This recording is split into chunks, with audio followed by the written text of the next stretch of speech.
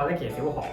咁今日咧，我想問一問大家一個問題先啦，就係你覺得咧係咪只要買一個醫療保險咧，以後有咩大病啊，你住喺醫院啊，嗰啲公司都會全額咁理賠？咁人生係咪就係做到萬無一失咧？嗱，如果答案話係嘅，咁樣我哋必須咁同你講啦，即係呢個觀念咧，可能會令到你或者你嘅屋企人咧，一面臨到大病咧，就直接損失超過100萬㗎啦。嗱，最近咧，我接觸咗一個客戶啦，咁佢係今年佢38歲，係一個會計師嚟嘅。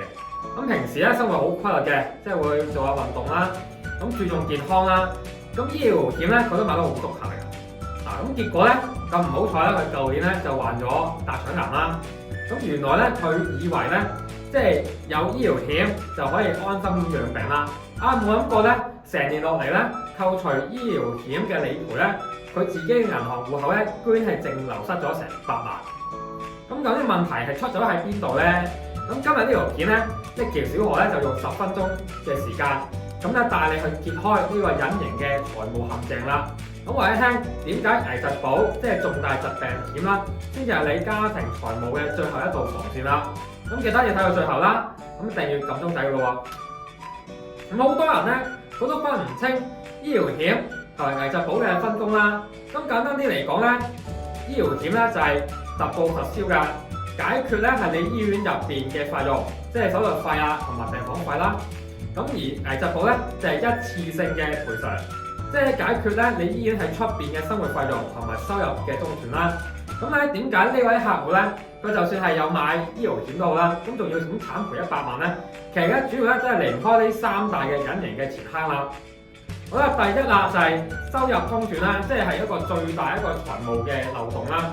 咁一場嘅癌症或者係一個重度嘅中風咧，再治療再加埋復健咧，往往都需要2到3，都係冇辦法去繼續做嘢嘅。咁假設啦，你原本係月薪係5萬蚊啦，咁停工成2年啦，咁你嘅人工咧就直接嘅損失咧就係120萬㗎啦。咁醫療保會唔會補貼你嘅薪水咧？梗係唔會啦。嗱，但係咧，你嘅房貸啦、車貸啦、仔女嘅學費啦、水電雜費咧，會因為你病而暫停咧，通通都唔會。好啦，第二啦，就係醫院出邊嘅昂貴嘅開銷同埋自費嘅藥物啦。咁同而家好多咧先進嘅標靶藥物啦，咁免疫療法或者係基因治療咧，好多都唔喺傳統醫療險嘅全額保障範圍入邊㗎。咁咧或者咧要有好昂貴嘅自付額啦，咁再加埋你出院嘅營養品啊、看護費啊、定期往返醫院嘅交通費咧，嗱呢啲咁加埋咧，一年咧幾十萬咧都係走唔甩㗎啦。咁第三咧就係屋企人嘅照顧嘅隱形成本啦。嗱，當你有重病啦，你屋企人咧往往都需要去請假咧，甚至辭職要照顧你嘅。嗱，一個人冧低咧，往往代表咧，即係成個家庭咧，起碼有2個人咧，即係都冇得收入㗎啦。咁所以咧，呢個賠咗呢100萬咧，其實根本咧就唔係醫院嘅帳單嚟嘅，而係因為有大病導致嘅生活停擺嘅代價。好啦，呢個咧就係我哋成日講點解我哋需要危疾保咧。危疾保嘅運作機制咧又非常之簡單嘅啫，就係只要確診符合條款嘅重大疾病，譬如係癌症啦、心臟病啊、中風等等啦，咁保險公司咧就係直接一次性就俾一大額嘅現金啦，譬如100萬或者200萬以上啦。呢筆錢咧就有3個不可替代嘅作用㗎。好啦，第一啦，就係鎖定家庭嘅生活水準啦。呢筆錢咧就係你未來呢2到3年嘅預付薪水啦，俾你咧可以好安心咁樣休養啦，你唔使話擔心下個月嘅房貸啊或者仔女嘅學費咧就冇着落㗎啦。咁第二咧就係爭取最新嘅醫療嘅選擇。嗱，你唔需要咧要去計啲自付藥物啦，可唔可以報銷嘅咧？一次性咧就去現金就俾你嘅，咁咧佢直接咧就揀最好嘅醫療方案㗎啦。咁第三咧就係保護你嘅退休金同埋資產啦。好多人咧一有大病，即係好似剛才個客戶咁啦，咁咧可能咧最後咧佢只可以賣股票啦、賣樓啦，甚至要動用多年嘅退休金。咁咧危疾保咧即係用好少嘅保費，就幫你守住咗幾百萬嘅資產咧，唔會受到侵蝕。好啦，咁聽到你嚟講，可能你會諗呢期小何我知好緊要啦，咁咪等我40歲或者50歲再買咁得唔得啊？答案係咧，危疾保越遲買咧就越蝕，甚至乎可能買唔到添。嗱，原因咧就有3個嘅。嗱，第一啦就係保費咧係會隨住年齡暴增㗎。嗱，即係譬如啦，你20歲、25歲買，同埋45歲去買啦，個同樣嘅保障額度咧，個保費咧會爭2倍到3倍㗎。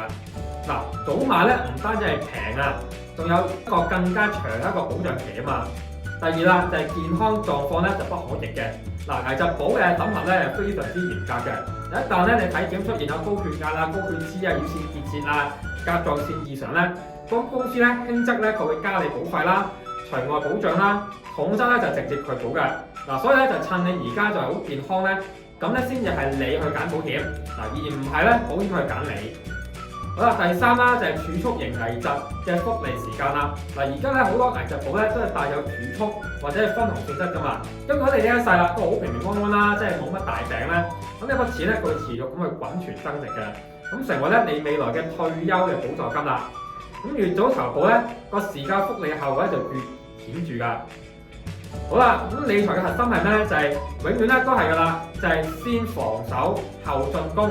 嗱，做完你嘅投資計劃，你只要一遇到一次大病嘅咧，如果你係冇足夠嘅危疾保障咧，所有努力咧都係化為烏有噶啦。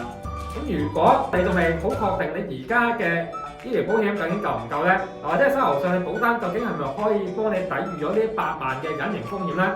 嗱，唔好等風險去揾你啦。嗱，先發現咧個防線係有缺口。嗱，歡迎咧可以點擊影片嘅下方嘅資訊欄連結嚟直接聯繫我啦。咁或者有一個1對1嘅免費保單、健康檢查同埋危疾規劃嘅資訊啦。咁咧我會幫你梳理現有嘅保障啦，用最合理嘅預算去幫你同你屋企人咧打造最堅固嘅財務防火牆啦。嗱，如果有呢條片咧係有用嘅，記得幫我去點讚啦、訂閱及鐘仔，同埋分享俾你在乎嘅屋企人同埋朋友啦。咁我係 Nicky 小學，咁我哋下條片再見咯，拜拜。